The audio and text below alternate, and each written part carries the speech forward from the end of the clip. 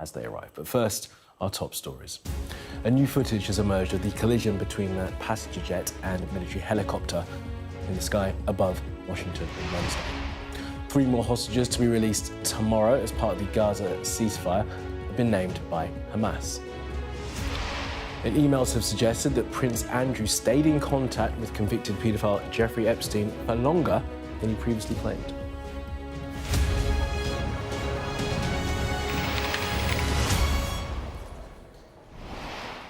Hello there, you are watching The Press Preview, a first look at what's on the front pages as they arrive. It's time to see what is making headlines with the Chief Executive of Total Politics Group, Mark Wallace, and the Daily Mirror columnist, Susie Boniface. They'll be with us from now until just before midnight. So let's see what's on some of those front pages. And we'll start with the Telegraph, where it says that Trump has kicked off a trade war with China after the president said he will impose a 10% tariff on goods imported from China and even higher rates on Canada and Mexico. The Times reports ministers are drawing up plans for a crackdown on the people who are off work long term, forcing them to look for a job or even cutting their benefits to try to reduce the spiralling welfare bill. The Daily Mail report on court papers which suggest Prince Andrew was in touch with the paedophile Jeffrey Epstein for some time after the prince had said he'd broken off contact. 5 years after Britain left the EU, the Eye carries an exclusive poll which shows strong support for more freedom of movement for young people, a new deal with Brussels and closer ties with Europe. It's the same story with The Express, who's spoken to the leader of the Conservatives, Kemi Badenoch, who promises that she will honour the will of the British people and protect the country from Labour's policy on Europe. The FT, meanwhile, says lack of support from Labour is being blamed for the decision by AstraZeneca to scrap plans to build a new vaccine manufacturing plant in Liverpool. The Guardian has an article by its Gaza reporter as she heads back to her home after the ceasefire to find everything she owned destroyed. All right, we're going to step away from the papers for now and take you to Washington, where we are going to have a news briefing by members of the NTSB on that mid-air collision from Wednesday. Let's take a listen. In regard to the CRJ accident with the Sikorsky helicopter, let me just start with, as usual, our hearts go out to all the families of the victims. In fact, I just spent the last several hours with them before we came here, and I apologize that we had to move this back. But they are one of our primary concerns, along with making sure we get factual information out. They are having it's a hard time for them, obviously. And we want to do everything we can to make sure they get the most accurate information and factual. And has always been at the core of the NTSB mission. Our job is to just come out with the probable cause, but then more importantly, make recommendations so that this type of tragedy never occurs again. So today, I know yesterday you saw the chairman, myself, and all the board members here. I just want to let you know they are still actively involved with this. We're just trying to make sure we're dividing and conquering. The chairman and I have had multiple conversations today. She's helped out a lot in making sure we're getting the investigative needs we have. And she's at the command post right now working with some of our people. I'd like to start by just thanking the first responders. When this first happened, a unified command was set up, and we had a lot of important people that came and worked with us. In Virginia, the Fairfax County Fire and Rescue, Fairfax County Fire and Rescue Department, Arlington County Fire and Rescue, Arlington County Emergency Management, Arlington Police, Alexandria City Fire, Alexandria Police, Virginia State Police, the NCR Incident Management Team, the Virginia Department of Emergency Management, the Virginia Department of Transportation, the Virginia Senator Warner's office, MWA's Fire and Rescue Team, MWA Police. A special shout out to every one of them. MWA has been amazing in helping and working with us, and we're truly appreciative. Along with DC Fire and Rescue, just extraordinary in taking the lead. Prince William Fire and Rescue. In Maryland, the Montgomery Fire and Rescue, Prince George's Fire and Rescue, Charles County Fire and Rescue, Baltimore Fire, Baltimore Police, Anne Arundel Fire Department, Maryland State Police, Maryland Natural Resource Police, MPD, DCFD, and from the federal side, the U.S. Coast Guard, U.S. Army, U.S. Air Force, FBI, Secret Service, Customs and Border Patrol, Park Police, DOD, Naval District Washington, American Medical Response, and yes, the U.S. Department of Labor. All of those have been amazing partners and are one of the reasons why that this investigation continues to progress the way we want it to. As I said, we did family briefings last night, and today there are over 100 family members that are now in the area receiving briefings, and as part of a legislative requirement, receiving family assistance. They have been briefed by the medical examiner, the fire chief, NTSB chairman, and myself, along with the family assistant unit from PSA Airlines. In regard to NTSB staff, all staff are now on scene that have been requested. And I want to point out one specific staff member because we're doing a joint NTSB and DOD investigation. The NTSB actually has a Black Hawk certified pilot on staff, on our personal staff, based out of Alaska. Once we realized the dynamics and the intricacies of the Black Hawk, we have brought that member in. They are on scene now, providing direct technical assistance to the NTSB. Now, it does not mean that the DOD is not working and helping with us, but in order to maintain our independence, we have our own Black Hawk certified pilot in the working group for helicopters. Regarding salvage at this point, the Navy Supervisor of Salvage is conducting salvage operations at the current time. Barges are en route from Virginia Beach, and we anticipate them to be on scene early tomorrow morning. After their arrival, they will be secured and located, and then significant salvage operations will continue. They are ongoing right now, but this will be the main lifting. It's being done in conjunction with the DC Medical Examiner's Office in order to make sure simultaneously that any additional victims are recovered and immediately turned over to them for identification and returned to their families. SupSal, which is the supervisor of salvage, is also conducting a debris mapping right now. This will help in our post-accident analysis of how the machine actually reacted to the incident. It'll also help us with understanding some of the airworthiness and crashworthiness and human factors. We have right now two distinct debris fields. One that houses the Sikorsky, which is in comparison to the CRJ, a little bit smaller. The CRJ is in another distinct area, and we consider it a little bit larger.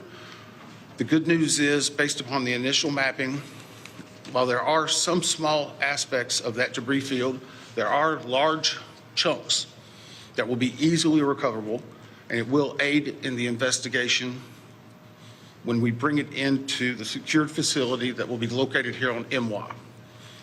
That will help us in the close proximity to be able to review and evaluate. Yesterday, we outlined for you a number of groups that have been stood up. A few of them in particular I want to call out, although every one of them have been working very hard. For your edification, the ATC group, Air Traffic Control, has been conducting interviews today. They're ongoing tonight. They will be ongoing for probably the next few days. We've had full cooperation in getting the witnesses that we need to gain those interviews. We will then take that information and match it with other data that we're receiving, and if necessary, conduct follow-up interviews at a later time. Our operations group now has on site an exemplar airplane similar to the CRJ 700. It's on a hard stand here at MWA. They will use that to evaluate cockpit configuration, seating, things like that. So whenever the salvage comes up, we're able to use an exemplary aircraft to match it against examples such as where maybe switches are, navigational aids, electronics. It is almost the exact same configuration as the incident aircraft. I want to clarify one thing. There's been a lot of questions and discussion regarding manifest. Let me make this very clear. The NTSB will not and has not released a manifest. We have not in our history, not in our past. We will not be in this accident. In fact, there's specific congressional language that whenever it is in our possession, it is not available through the Freedom of Information Act. It will not be included in our report. We will not be putting any names of any of the victims. Any release of that information will come from other individuals or groups. Regarding the recorders, as many of you saw last night, we recovered from the CRJ 2 separate recorders. One was a FDFR, that is a flight data recorder. FD. That was actually in what we consider good condition. As part of that process, it was soaked in alcohol overnight. It was then opened today, and we have a high level of confidence that we will be able to get a full download in the very near future. Now, once we do have that download, we will not be releasing immediately the information regarding it. We will have to go through, correct the data sets, make sure they're synchronized. This has approximately up to possibly 2,000 data points. Is that right, Bryce? So all of that has to be synchronized and looked at. It's a very laborious practice. It takes a lot of time. Regarding the CRJ's cockpit voice recorder, once it was recovered and opened, we found that it had water intrusion. That is not uncommon. It is not an unusual event for us to receive a recorder with water intrusion. We deal with that all the time. Our recorders division is one of the best in the country, in the world actually, and we have recorders sent everywhere, so there's a step. The CVR was soaked overnight in ionized water, at which point the team put the CVR into a vacuum oven in order to extract moisture. They are still checking electrical connections to determine if they're ready to try a download. It is one step of many steps that we will take in order to get that data, but we have a very high level of confidence that we will have it. We just have to work through a number of steps. Lastly, on recorders, the Sikorsky, where the CRJ has 2 separate recorders, the Sikorsky has a combined cockpit voice recorder and digital flight data receipt recorder. It's in one box. I can report to you now, we have recovered the Sikorsky black box. It is safely at the NTSB headquarters. It will begin an evaluation, just as the other 2 recorders did last night, to determine when and how to take action. I can tell you from a visual inspection, we saw no exterior damage that would indicate that it was compromised at this time. So we have a high level of confidence that we will be able to have a full extraction from that as well.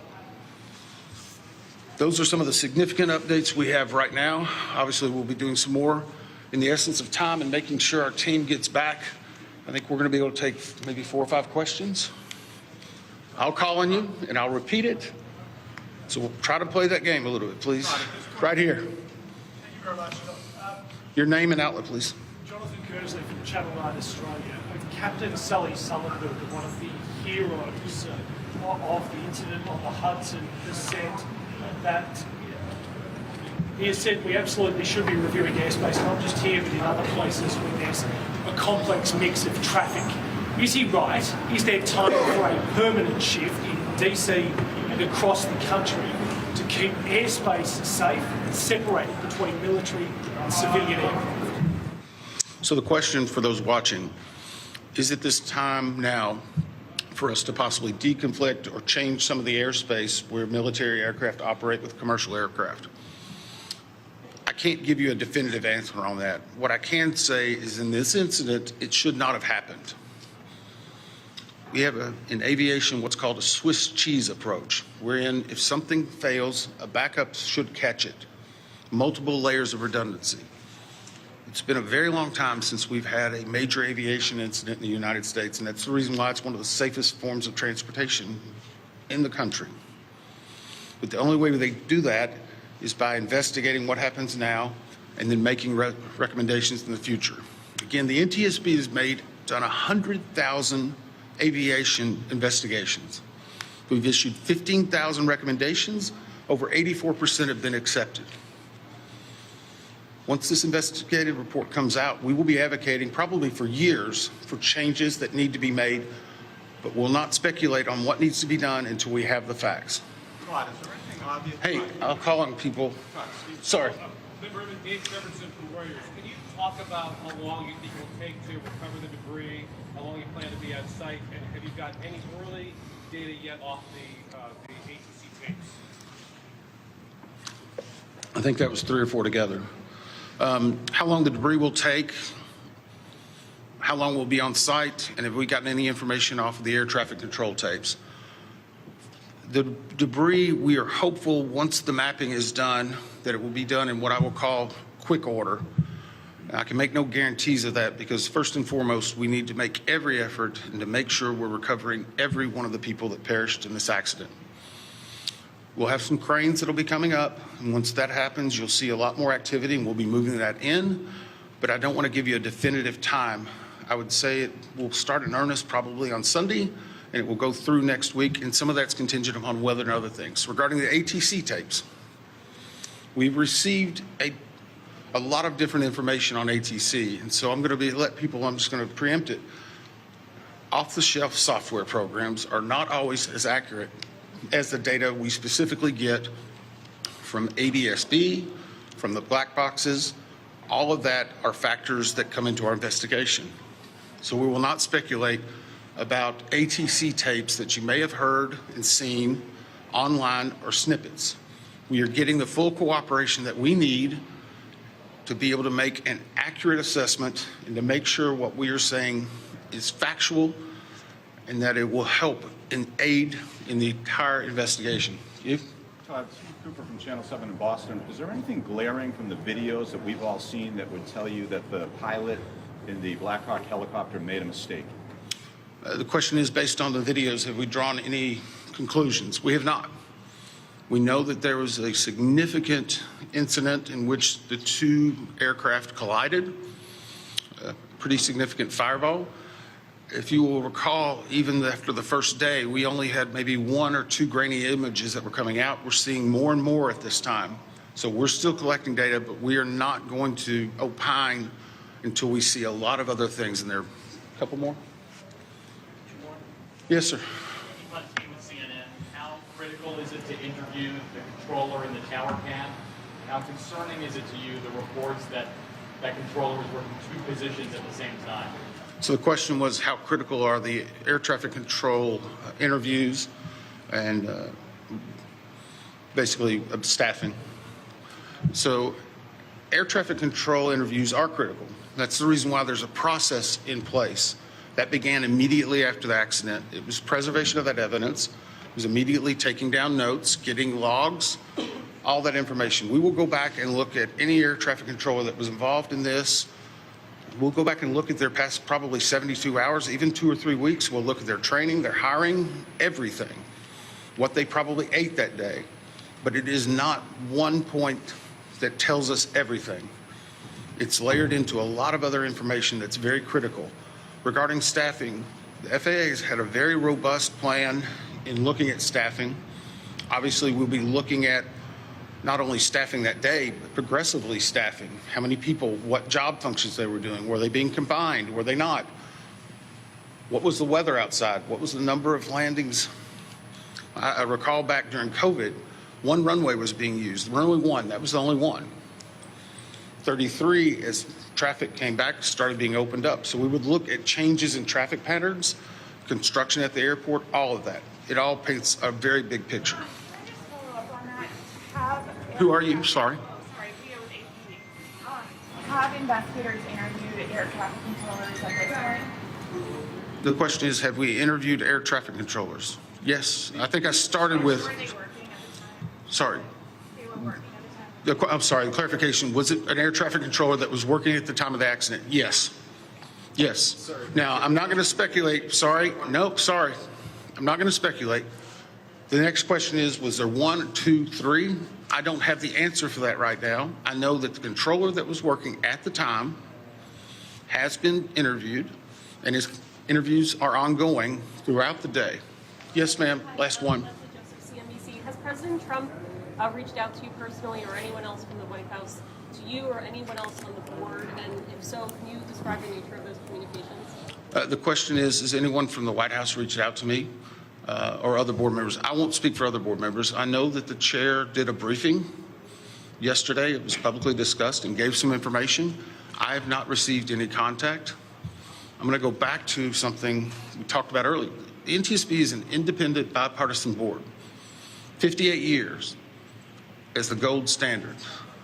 Our job is to find the facts, but more importantly, our job is to make sure this tragedy doesn't happen again, regardless of what anyone may be saying. Our investigators never want to see this happen again, and I never want to have to go back and brief another set of family like that. Thank you. Thank you very much. Thank you very much. President